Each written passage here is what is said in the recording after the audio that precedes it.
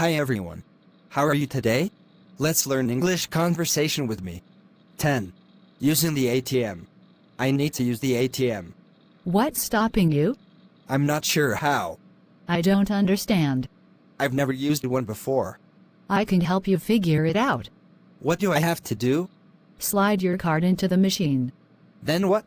You need to type your PIN in. What do I have to do next? Click on whichever option you want, and you're done.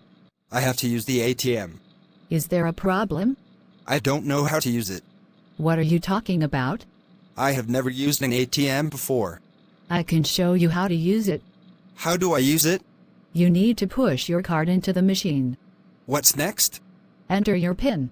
What else do I have to do? Every option you can choose will appear on the screen. That's about it. I need to go to the ATM. So, why don't you? I have no idea how to use the ATM. What do you mean? This will be my first time using an ATM. I can help you with that. Explain to me how to use it.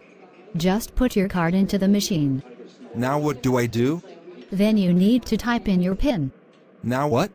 Just click on one of the choices they give you, and that's it. Thank you for watching my videos. Please subscribe, like and share the channel, Dan Sreyoun, in order to get more video. Thank you.